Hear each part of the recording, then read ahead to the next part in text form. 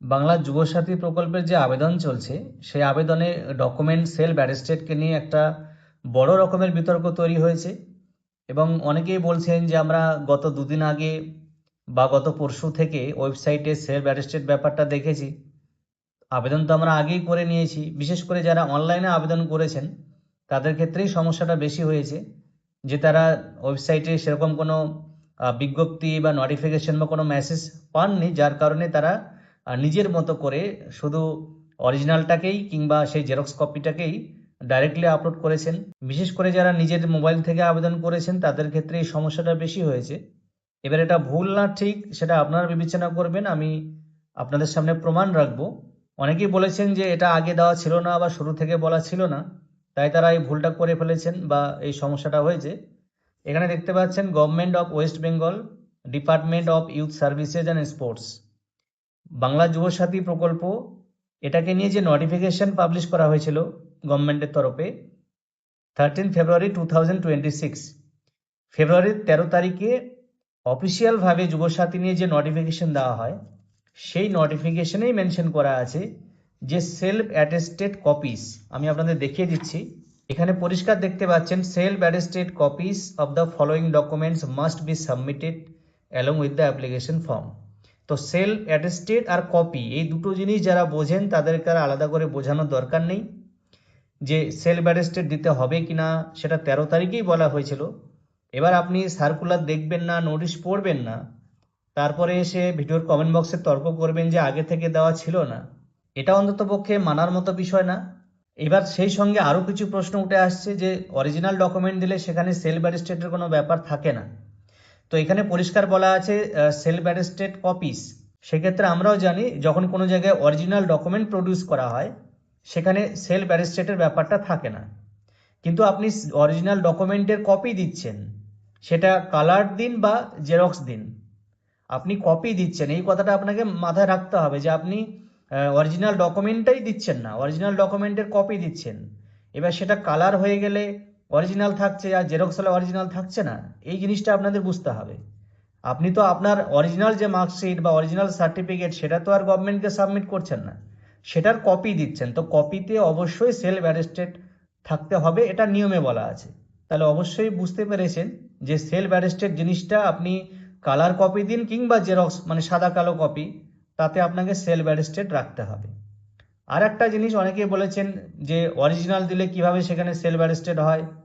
তো ভাই যারা জানে, যারা অনলাইনে কাজ করে তারা ঠিকই জানে, তারা ঠিকই করতে পারে যে অরিজিনাল কপির যে কালার কপি আপনারা দিচ্ছেন সেটাতে সেলফ অ্যাটেস্টেড দেওয়া যায় কিনা বা করা যায় কিনা। তো যারা জানেন না তাদের ব্যাপার, তো তারা এসে ফালতু কমেন্ট করবেন না। তাহলে এবার প্রশ্ন হলো যারা অরিজিনাল কপি যে কালার কপি দিয়েছেন বা জেরক্স কপি সেটাতে যদি সেলফ অ্যাটেস্টেড না থাকে তাহলে কি ফর্মটা রিজেক্ট হয়ে যাবে?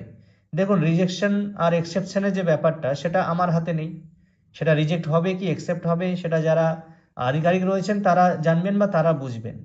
আমি এই ভিডিওটা এই জন্যই করছি, অনেকেই কমেন্ট করেছেন যে এটা 20-তে বা 19-এ বলা হয়েছে, আগে বলা ছিল না, সেটার প্রুফ আপনাদের দেখিয়ে দিলাম। কারণ আমি চাইবো না কেউ কমেন্টে এসে আমাকে ভুল প্রমাণ করবে আমার কাছে প্রুফ থাকা সত্ত্বেও, তাই আমি আপনাদের দেখিয়ে দিলাম। এবং যদি আমি কোনো কিছু ভুল করে থাকি বা কখনো ভুল বলে থাকি তাহলে সেটার জন্য আমি ক্ষমা চাইতে দ্বিধাবোধ করি না, কিন্তু যেটা ঠিক সেটাকে ঠিক বলতে আমি পিছপা হই না, তাই আমি আপনাদের ডকুমেন্ট দেখিয়ে দিলাম।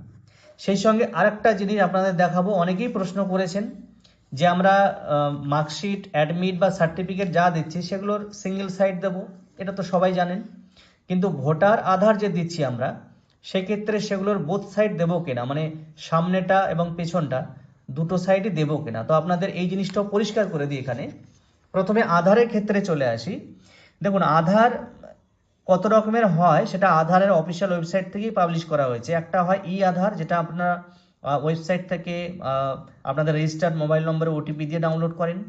আরেকটা হচ্ছে আধার লেটার, যেটা আমরা বাই পোস্ট মানে পোস্ট অফিসের মাধ্যমে পাই, এই যে লং ফরম্যাট যেটা। আর একটা হয় এম আধার, আপনার মোবাইল থেকে আপনি নিজে যেটা দেখতে পারেন অ্যাপের মাধ্যমে।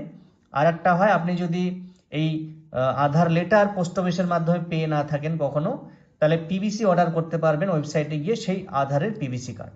এবার অনেক সময় আমরা দেখি যে ই আধার যেটা সেটাকে কেটেও কেউ এই পিভিসি কার্ডের আকারে ল্যামিনেশন করে রাখেন। তাহলে আপনাদের বলে রাখি যে আপনারা আধারের বোথ সাইড কখন দেবেন আর কখন দেবেন না। যদি আপনার কাছে পিভিসি কার্ড থাকে তাহলে ফ্রন্ট এবং ব্যাক অবশ্যই দেবেন, মানে দুদিকে জেরক্স করে দেবেন, অথবা আপনি অরিজিনালটাকে স্ক্যান করে সিগনেচারে অ্যাটাচ করবেন, সেটা আপনার ব্যাপার। আধার লেটার যদি থাকে, আধার লেটার আমরা কি দেখি যে ফ্রন্ট এবং ব্যাক সাইডে যে অ্যাড্রেস বা গার্জিয়ান ডিটেলস থাকে সেটা কিন্তু ফ্রন্ট সাইডে উপরের দিকে থাকে। তাই যদি আপনার কাছে আধার লেটার থেকে থাকে এরকম পোস্ট অফিস থেকে পাওয়া অরিজিনাল, তাহলে আপনার এক সাইড দিলেই হবে, শুধু ফ্রন্ট সাইড, কারণ ব্যাক সাইডে যা ডেটা আছে সেটা ফ্রন্ট সাইডে পুরোটা রয়েছে, তাহলে এটা দু সাইড দেওয়ার ব্যাপার নেই।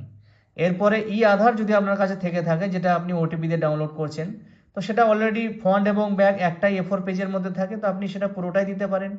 আবার যদি কারো ক্ষেত্রে এরকম শুধুমাত্র ফ্রন্ট এবং ব্যাকটা কেটে ছোট করে ল্যামিনেশন করেছেন, তাহলেও দু সাইড দেবেন। তাহলে বুঝতে পারলেন যে আধারটা কখন এক সাইড দেবেন। শুধুমাত্র আপনার কাছে যদি আধার লেটার থেকে থাকে, অথবা ই আধারকে যদি আপনি এরকম অর্ধেক করে কেটে বাঁধিয়ে রাখেন, তবেই শুধুমাত্র ফ্রন্ট সাইড দেবেন। আর যদি পিভিসি কার্ডের আকারে থাকে ছোট, তাহলে কিন্তু দু সাইড দেবেন। একই জিনিস ভোটার কার্ডের ক্ষেত্রেও প্রযোজ্য, যে আপনারা অনেকেই জিজ্ঞেস করেছেন ভোটার কার্ডের ফ্রন্ট দেবো না ব্যাক দেবো। এই প্রশ্নটা অ্যাকচুয়ালি করাই ভুল, কারণ ভোটার কার্ডের ফ্রন্ট সাইডে যা ডেটা থাকে ব্যাক সাইডে আলাদা ডেটা থাকে অ্যাড্রেসের, তো সেই ক্ষেত্রে অবশ্যই ফ্রন্ট ব্যাক দিতে হবে। এই প্রশ্নটা যারা করছেন বুঝে করছেন কি না বুঝে করছেন আমার জানা নেই। ভোটারের ক্ষেত্রে অবশ্যই দু সাইডে দেওয়ার চেষ্টা করবেন। এবার যারা নিজেই বাড়িতে বসে মোবাইল থেকে করছেন, হয়তো ফ্রন্ট আর ব্যাকটাকে এক জায়গায় মার্চ করতে পারছেন না, তার জন্য অনেক ওয়েবসাইট আছে, অনলাইনে আপনারা চেক করে নেবেন, ফ্রন্ট ব্যাক আলাদা করে ছবি তুলবেন, সেটাকে এক জায়গায় পিডিএফ করে মার্চ করে নেবেন, তাহলে আপনাদের সমস্যার সমাধান হবে। এরপরেও একটা গুরুত্বপূর্ণ প্রশ্ন ছিল, যেটা আমি এর আগের ভিডিওতে কভার করেছি, যে এডিট অপশন আসবে কিনা যাদের ক্ষেত্রে ভুল হয়েছে।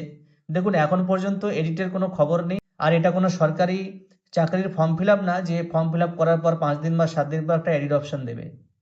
তো আমিও চাই এডিট অপশন দিক, যারা ভুল করেছেন ঠিক হোক, বা যাদের ক্ষেত্রে সেলফ অ্যাটেস্টেড নেই সেগুলো অ্যাপ্রুভ হোক। কিন্তু আমি চাইলেই বা আমার চাওয়ার পাওয়ার উপরে সেগুলো নির্ভর করে না। তাই যদি এডিট অপশন আসে আপনাদের জানিয়ে দেওয়া হবে, তখন আপনারা কারেকশন করে নেবেন। তারপরে যদি না আসে, কিছুদিন পর স্ট্যাটাস চেক করবেন। যদি আপনাদের ক্ষেত্রে রিজেকশন হয় বা কোনো সমস্যা দেখা দেয়, আপনার নিয়ারেস্ট আপনাদের বিডিও অফিস বা আপনাদের মিউনিসিপ্যালিটি বা আপনাদের কর্পোরেশন, যার ক্ষেত্রে যেরকমটা হবে সেখানে গিয়ে যোগাযোগ